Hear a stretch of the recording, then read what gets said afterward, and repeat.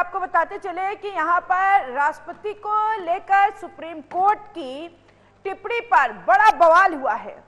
BJP सांसद निशिकांत दुबे का supreme court पर विवादित बयान सामने आया। बीजेपी सांसद बोले, सीमाओं को लांघ रहा है सुप्रीम कोर्ट, देश में गृह युद्ध के लिए सीजेआई को जिम्मेदार ठहराया। उधर नड्डा बोले, दुबे के बयान से पार्टी का कोई लेना देना नहीं है। सुप्रीम कोर्ट द्वारा राष्ट्रपति को विधेयकों पर फैसला लेने के लिए एक समय सीमा तय करने का विवाद बढ़ता जा रहा है। इस पर उपराष्ट्रपति जगदीप धनखड़ के बाद बीजेपी सांसद निशिकांत दुबे ने ऐतराज जताया है।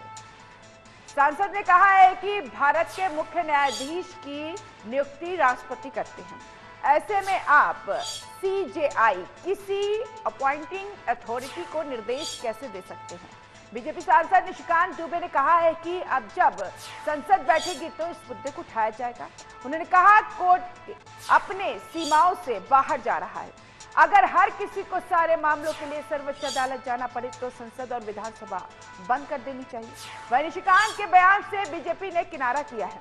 पार्टी के राष्ट्रीय अध्यक्ष जेपी नड्डा ने कहा, निशिकांत दुबे और दिनेश शर्मा का न्यायपालिका एवं देश के चीफ जस्टिस पर दिए गए बयान से पार्टी का कोई भी लेना देना नहीं है, ये उनका व्यक्तिगत बयान है। दरअसल मामला तमिलनाडु गवर्नर और राज्य सरकार के बीच हुए विवाद से उठा था। सुप्रीम कोर्ट ने 8 अप्रैल को आदेश दिया था कि राज्यपाल के पास कोई वीटो पावर नहीं है। वहीं बिल पर राष्ट्रपति को 3 महीने के भीतर फैसला लेना होगा। यह ऑर्डर 11 अप्रैल को सामने आया था।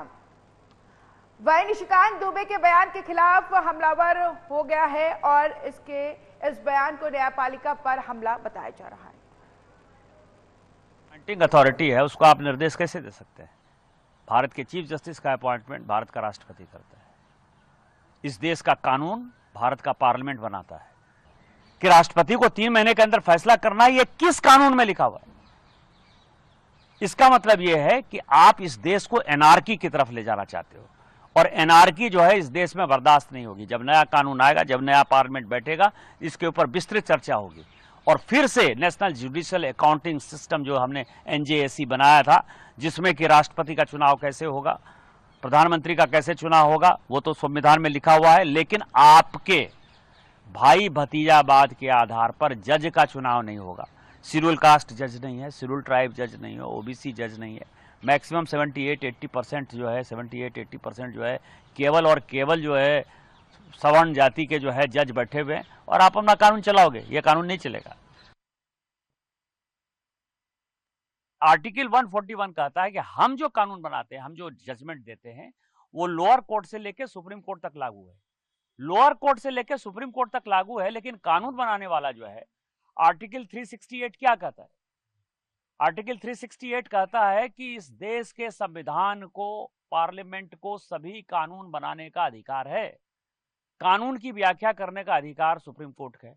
वो कह रहा है कि 3 महीने में जो है राष्ट्रपति बता दें कि क्या करना है, 3 महीने में गवर्नर बता दें कि क्या करना है। इस देश में धार्मिक युद्ध भड़काने के लिए केवल और केवल सुप्रीम कोर्ट जिम्मेवार है। सुप्रीम कोर्ट का एकमात्र उद्देश्य है, show me the face will show you the law. Supreme court अपनी सीमा से बाहर जा रहा है। सुप्रीम कोर्ट की सीमा यह है कि भारत का संविधान जिस कानून को बनाया, उस कानून की उसको व्याख्या करनी है। सुप्रीम कोर्ट को कमजोर करने में लगे हुए हैं। सुप्रीम कोर्ट के जो अधिकार है, संविधान जो अधिकार देता है सुप्रीम कोर्ट, उसको काटने में, उसको कमजोर करने में लगे हुए हैं।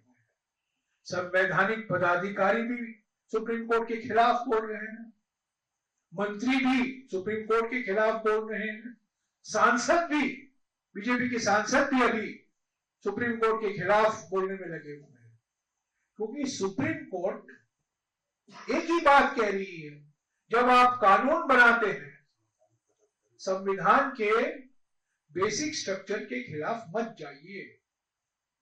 अगर संविधान के खिलाफ है तो इस कानून को हम स्वीकार नहीं कर सकते। कांग्रेस पार्टी चाहती है कि सुप्रीम कोर्ट इंडिपेंडेंट हो, पूरी तरीके से स्वतंत्र हो।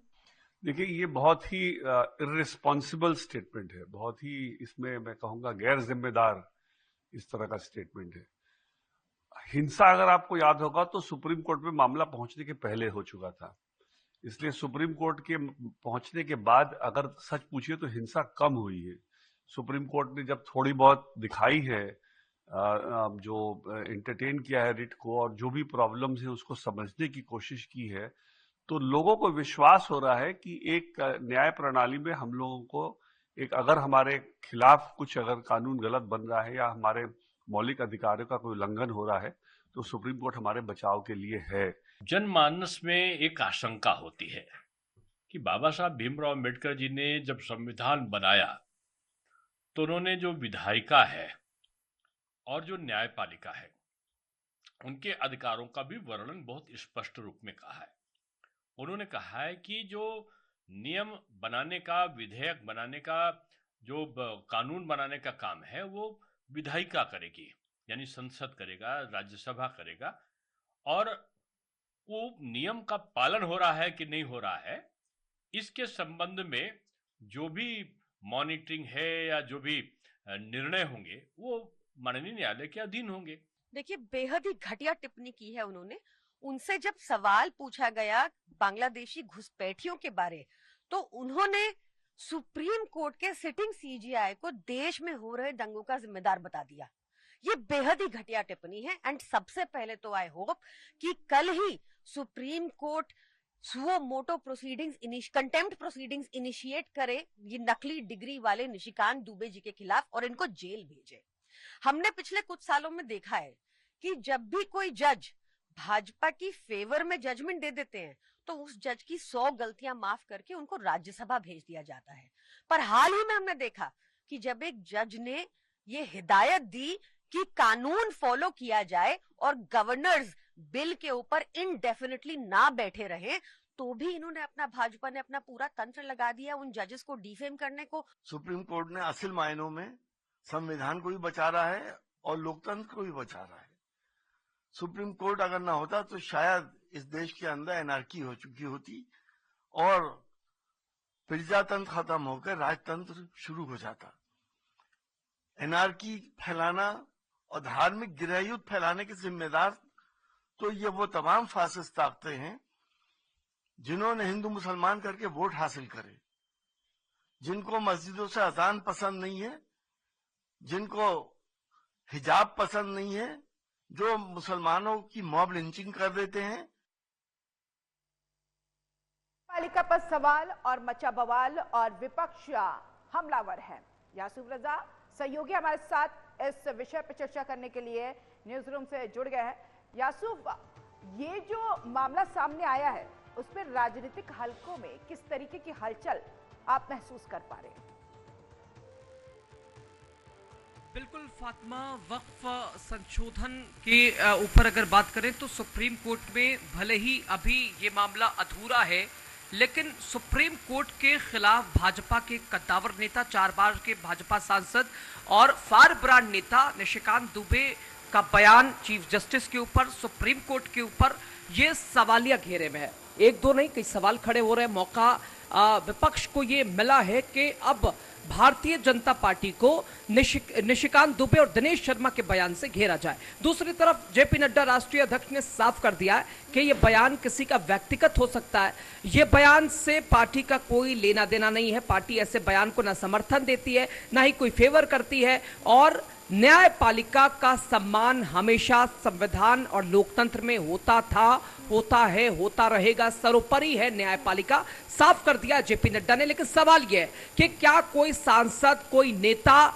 न्यायपालिका के ऊपर सवाल कर देगा? उसकी सीमा क्या है, ये कोई सांसद बताएगा, ये कोई नेता बताएगा? तो ये सोचने का विषय है। और सही मायनों में जो कि अभी वक्फ संशोधन, वक्फ कानून को लेकर सुप्रीम कोर्ट में बात अधूरी है लगातार, जो कि 5 मई को फैसला होना है, 5 मई को हियरिंग होनी है। क्या फैसला होना है, क्या कुछ विचार होंगे केंद्र सरकार से भी और याचिकाकर्ताओं से भी। सुप्रीम कोर्ट ने समय मांगा है और अपनी बात रखने की बात कही है, अपना तर्क रखने की बात कही है, लेकिन लेकिन इस बीच निशिकांत दुबे का ये बयान घमासान मचा रहा है। सवालिया घेरे में निशिकांत दुबे खुद भी खड़े हो रहे हैं, भारतीय जनता पार्टी को भी खड़े कर रहे हैं। ये बात साफ है कि राष्ट्रीय अध्यक्ष ने साफ कर दिया कि इस बयान का बीजेपी से कोई लेना देना नहीं है, लेकिन विपक्ष क्या इसे समझ पाएगा, ये तो बड़ा मुश्किल है। फातिमा, अध्यक्ष ने ये कह दिया कि पार्टी से कोई लेना देना नहीं है, किनारा कर लिया, क्योंकि अब पार्टी में है निशिकांत दुबे, तो क्या पार्टी कोई एक्शन ले सकती है या उनको सीधे तौर पर समझाइश कर सकती है, क्योंकि पार्टी पर नकारात्मक असर जरूर पड़ेगा। निश्चित तौर पर फातिमा, सही कहा आपने। जब बात अभी भारतीय जनता पार्टी की बात की जाए, केंद्र सरकार की बात की जाए, जांच एजेंसियों के दुरुपयोग का लगातार बार बार आरोप लगता रहा है बीजेपी के ऊपर कि भाई केंद्र सरकार ने सब कुछ, चाहे कार्यपालिका की बात करें, न्यायपालिका की बात करें, विधायिका की बात करें या पत्रकारिता की बात करें, पत्रकारिता भी इससे अछूत नहीं है फातिमा, तो सभी के ऊपर बीजेपी ने कब्जा कर लिया। विपक्ष तो कह ही रहा है, विपक्ष को यह मौका मिल गया है, लेकिन निशिकांत दुबे का यह बयान बीजेपी के लिए सिरदर्द जरूर बन गया है। निशिकांत दुबे का यह बयान बीजेपी के लिए आफत जरूर बन गया है। निशिकांत दुबे का यह बयान बीजेपी के लिए मुसीबत भी है। अब सफाई जरूर दी है राष्ट्रीय अध्यक्ष ने, लेकिन अब विपक्ष को समझाना बड़ा मुश्किल है। फातिमा, शर्मा भी सेम बात कह रहे हैं कि बिल्कुल, दिनेश शर्मा ने भी सुप्रीम कोर्ट की भूमिका के ऊपर, फैसला राज्य और केंद्र सरकार का हो जाता है, इसमें सुप्रीम कोर्ट का कोई दखल ही नहीं होना चाहिए, ये असंवैधानिक है, इसको कैसे देखा जाए? फिलहाल की लड़ाई अगर देखा जाए फातिमा, तो विधायिका वर्सेस न्यायपालिका की लड़ाई है। अगर आप इसे धरातल पर देखिएगा, इसे प्रैक्टिकली देखिएगा, ये बिल्कुल विपरीत है, हो ही नहीं सकता, सवाल ही नहीं है। लेकिन ऐसे में अब ये बयान, चाहे दिनेश शर्मा का चीफ जस्टिस के ऊपर बयान की बात की जाए, चाहे अगर हम निशिकांत दुबे के बयान की बात कर रहे हैं, ये जाहिर तौर पर चूंकि न्यायपालिका के ऊपर सवाल उठा देना, उसकी सीमा के ऊपर सवाल उठा देना, ये तो चिंता का विषय है। और ऐसे में कार्यपालिका की बात करें, न्यायपालिका की बात करें, पत्रकारिता की बात करें या फिर विधायिका की बात करें, इन चारों के ऊपर विपक्ष लगातार हमले कर रही है कि भाई भारतीय जनता पार्टी, केंद्र सरकार लगातार इनके ऊपर कब्जा किए हुई है, जो चाहती है वही कराती है। और ऐसे में यह बयान उसी को मजबूत करता हुआ फातिमा दिखाई दे रहा है। अब राष्ट्रीय अध्यक्ष के सफाई देने के बाद विपक्ष कैसे इसका मुकाबला करता है, विपक्ष किस स्टैंड पर खड़ा रहता है, यह देखना बड़ा महत्वपूर्ण है फातिमा। हाँ बिल्कुल, देखिए कोर्ट और सरकार के रिश्तों में पहले भी ऐसी ही टकराव देखने को मिली है, तो क्या लगता है कि यह मामला उसी उदाहरण से मेल खाता हुआ है? नहीं, सवाल तो है, प्रश्न चिन्ह तो लगा हुआ है कि भाई सबको सीमा पता है, संवैधानिक अधिकार किसके क्या है, ये सभी को भली भांति पता है। अब न्यायपालिका के ऊपर सवाल उठा देना किसी राजनेता का, किसी राजनीतिक दल का, तो ये तो सोचने का विषय है। और अगर एक गुट ये भी कह रहा है कि अगर विपक्ष की ओर से ऐसा किया जाता तो भारतीय जनता पार्टी सड़कों पर दिखाई देती, भारतीय जनता पार्टी कोई कसर, कोई मौका नहीं छोड़ती, लगातार इसका इस्तेमाल करती। अब ऐसे में बीजेपी के कद्दावर नेता, वो भी 4 बार के भाजपा सांसद और फायर ब्रांड नेता माने जाते हैं निशिकांत दुबे, अपने बयानों की वजह से हमेशा चर्चा में रहते हैं, तो पार्टी हाईकमान पूरी तरह से संदेश तो दे ही दिया है। सोशल मीडिया प्लेटफॉर्म एक्स के जरिए जेपी नड्डा ने साफ कह दिया कि भाई पार्टी से इस बयान का कोई लेना देना नहीं है। ये व्यक्तिगत मत जरूर हो सकता है, लेकिन सवाल ये भी है कि ऐसे बयान के बाद पार्टी कोई कार्रवाई क्यों नहीं करती है? ऐसे बयान के बाद महज सफाई दे देने से क्या बात हो गई, बात निकल गई, बात का सोल्यूशन हो गया? सवाल यही सबसे बड़ा है फातिमा। बहुत शुक्रिया आप जुड़े और तमाम जानकारी हमें साझा की और महत्वपूर्ण बातें भी समझाई।